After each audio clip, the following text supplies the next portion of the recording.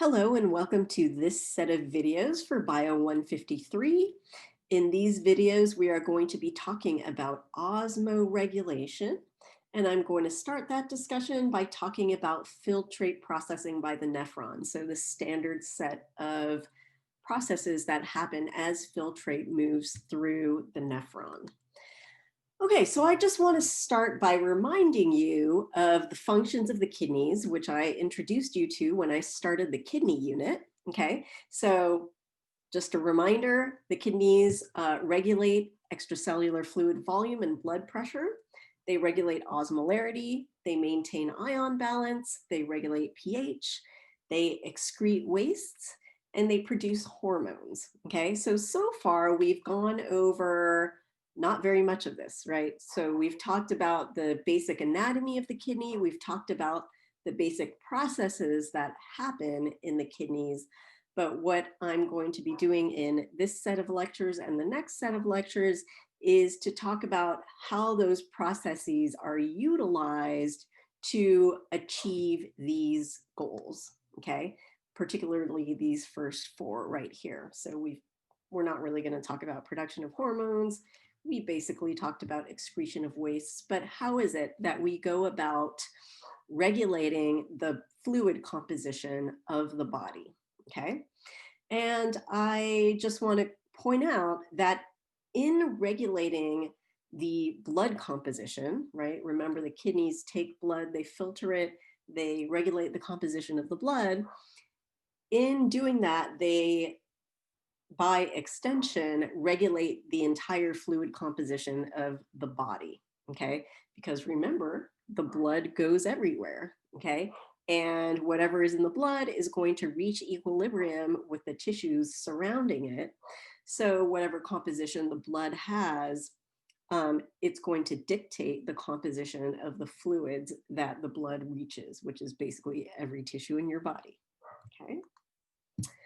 Okay, so let's take a look at how fluids and electrolytes, which is another word for ions, fluids and electrolytes are processed as they move through the nephron. Okay, so let's keep our goals in mind. Basically, our goals are to create concentrated or dilute urine, keep or get rid of our electrolytes, maintain osmolarity and pH based on the body's needs. Okay,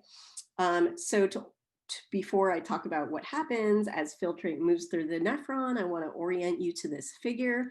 What we're looking at is just sort of a slice through the kidney right here. This is the cortex up here, labeled here. And then down here is the medulla, okay? And then hopefully you remember that this is how the nephron is oriented within the medulla, with the proximal and distal tubules in the cortex. Did I say in the medulla? I meant in the kidneys. With the proximal and distal tubules up here in the cortex, and then the loop of Henle dipping down into the medulla. Okay. I want to point out a couple things. Surrounding the nephrons is just regular kidney tissue, which we refer to as the interstitial space. Okay, so that's the tissue that is outside of the nephron, but in the kidney. Okay, and I also want to point out to you that in the interstitial space, we have an osmotic gradient. Okay, so up in the cortex, that interstitial space is at 300 milliosmolar, and then we get more and more concentrated with our solutes, so a higher and higher osmolarity as we move down towards the bottom of the medulla. Okay. So let's take a look at what happens as fluid moves through the nephron here. Okay, so filtrate, that is entering the loop of Henle, entering the proximal tubule loop of Henle, is going to be 300 milliosmolar. It's going to be isosmotic to the surrounding tissue. Okay. As we move down, though, right, we're going to be, that filtrate's going to continue. It's going to move down the loop of Henle. I have this question for you. Think about, well, is the fluid in here going to be higher or lower in solute concentration, higher or lower in osmolarity then the surrounding tissue, and then think about what the effect of that will be on water movement. Will we have water moving across these walls out of the tubule, or will we have water moving into the tubule from the interstitial space?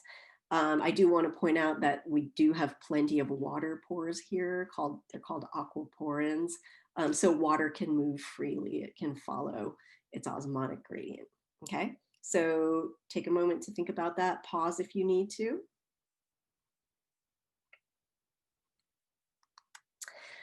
Okay, so hopefully you figured out that as this filtrate moves down, it's going to encounter higher and higher osmolarities, okay?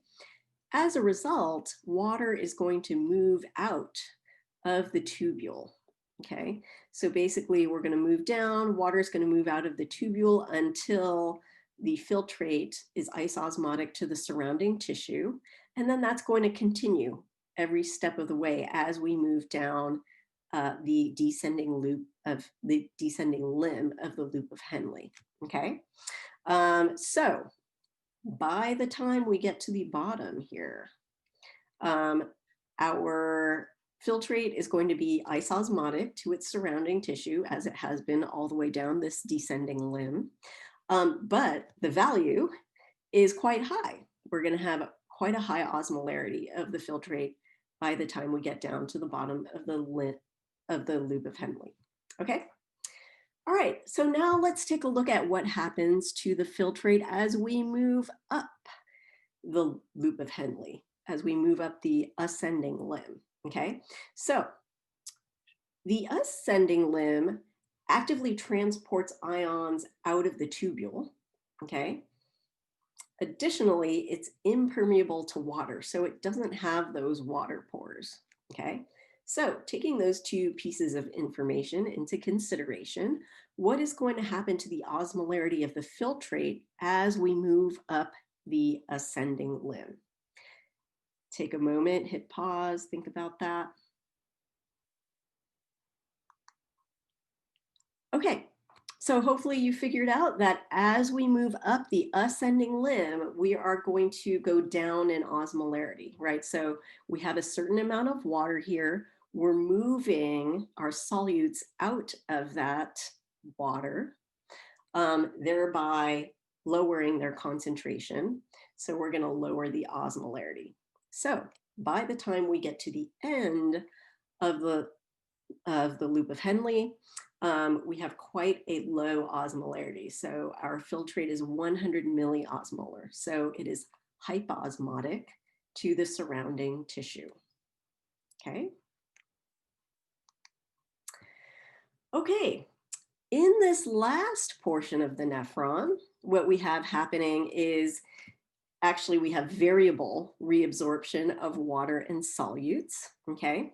So first of all, I guess I wanna say this last portion of the nephron we refer to as the distal nephron. It's gonna consist of the distal tubule and the collecting duct, okay? And basically what we're gonna be doing is we are going to be reabsorbing or not reabsorbing water and solutes based on the body's condition at that time and the body's needs at that time, okay? That reabsorption is under hormonal control, and we're going to be talking about those hormones in the coming videos. Okay, and then finally, I just want to remind you, everything that stays in the tubule is going to be excreted as urine.